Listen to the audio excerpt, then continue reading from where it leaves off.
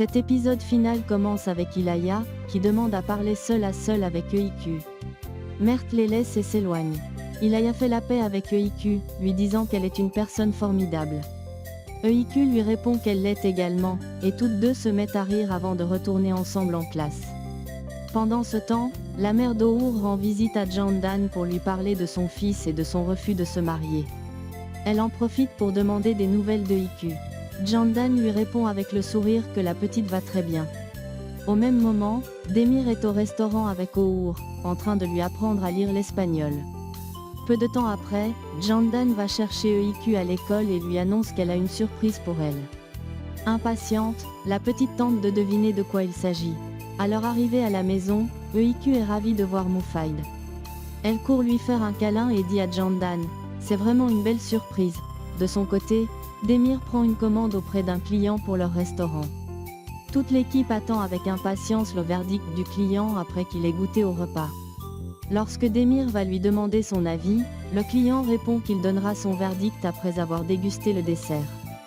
Demir monte en vitesse chercher ce dernier.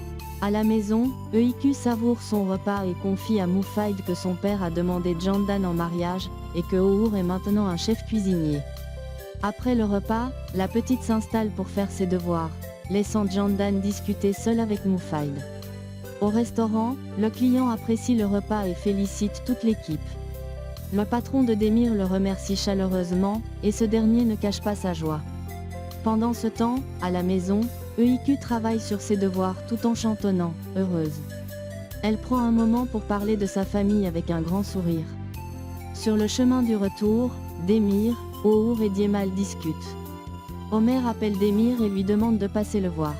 Diemal suppose qu'Omer souhaite peut-être s'excuser pour le malentendu concernant l'argent. Demir fait ses adieux à ses amis et part retrouver Omer. À la maison, EIQ et Jandan regardent par la fenêtre et aperçoivent Ohour qui arrive. Lorsqu'il entre, il est ravi de voir sa mère, mais celle-ci, contrariée, évoque son mariage. Diemal s'apprête à partir, mais Moufaïd l'en empêche en lui disant qu'il ne peut pas s'en aller. De son côté, Demir arrive chez Omer. Celui-ci s'excuse sincèrement pour les événements passés et lui tend un chèque.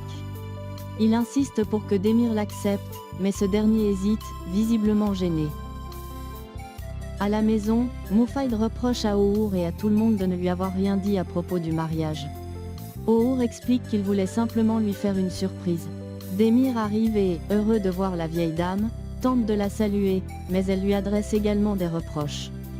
Demir reconnaît qu'elle a raison de se fâcher, mais Moufaïd refuse d'écouter davantage et se retire pour aller se coucher. Jandan propose de leur préparer à manger, mais personne n'a vraiment d'appétit. Plus tard, Demir rend visite à sa fille dans sa chambre. EIQ lui demande si Moufaïd va réellement empêcher le mariage d'Ohour et de sa maîtresse. Demir la rassure en lui disant qu'il ne pense pas que cela arrivera. La petite lui demande alors d'imaginer qu'elle-même se marie un jour sans l'informer. Demir, irrité par cette idée, s'énerve un peu, mais elle insiste en riant, lui demandant de simplement imaginer. Il finit par répondre qu'elle ne se mariera jamais, car elle devra juste prendre soin de lui, ce qui les fait éclater de rire. Un peu plus tard, la maîtresse de EIQ arrive avec son père pour discuter du mariage avec la famille d'Ohour. Pendant leur conversation, une idée naît. Organiser un double mariage, combinant celui d'Ohour et de sa fiancée avec celui de Demir et de Jandan. Après le départ des invités, Jandan et Demir savourent le bon déroulement de la soirée. Demir prend sa future épouse dans ses bras et lui annonce qu'il va acheter leur maison. Jandan, folle de joie, lui dit qu'elle est impatiente de la visiter avec EIQ le lendemain. Le matin venu, ils visitent leur future maison. Jandan et EIQ sont ravis et tombent immédiatement sous le charme des lieux. Jandan choisit déjà une chambre et imagine comment elle va l'aménager. Peu après, Ohour, sa fiancée et Diemal arrivent pour leur prêter main forte dans les travaux de peinture et d'aménagement. En plaisantant, Diemal assure à Demir qu'ils auront tout terminé dans 2 jours. Demir, ému, confie à Diemal qu'il n'aurait jamais cru arriver à ce niveau dans sa vie. Il lui demande ensuite s'il a réussi à oublier Arzu. Diemal avoue que cela n'a pas été facile, mais ajoute avec un sourire que l'important est qu'il soit maintenant auprès de ses amis. Pendant ce temps, Moufaïd, seul à la maison, commence à s'inquiéter de ne voir encore personne rentrer. Finalement, toute la famille revient, fatiguée mais heureuse des progrès réalisés dans leur nouvelle maison. Plus tard, Sevgi et Candan feuillettent un magazine à la recherche de la robe parfaite pour leur mariage. EIQ les aide à choisir et, discrètement, déchire une page contenant la robe que Candan préfère, mais qu'elle a écartée à cause de son prix. Elle cache ensuite la page sous son lit. Le dîner réunit tout le monde dans une ambiance chaleureuse. Après le repas, Sevgi prend congé, et O'Our l'accompagne. Mufaid, ravi, exprime sa joie à l'idée d'avoir bientôt une belle-fille.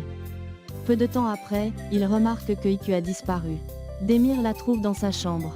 La petite lui demande de fermer la porte avant de lui montrer la page déchirée contenant la robe de mariée que Candan aimait, mais avait abandonnée. Alors que Candan frappe à la porte, EIQ cache rapidement la page sous son oreiller et joue avec son père pour détourner l'attention. Candan les rejoint, et ils passent un moment joyeux tous les trois.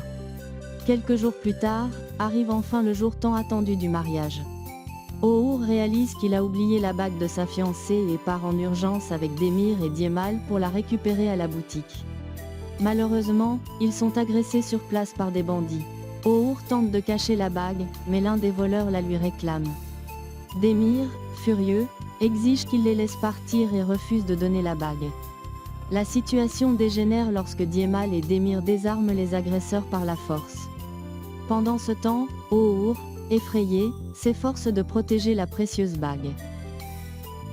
J'espère que vous avez adoré la vidéo. N'oubliez pas de vous abonner et d'activer la cloche pour ne manquer aucun nouveau résumé. À très bientôt pour d'autres histoires encore plus crépitantes. Chez Love, votre rendez-vous pour revivre les meilleures émotions des novellas.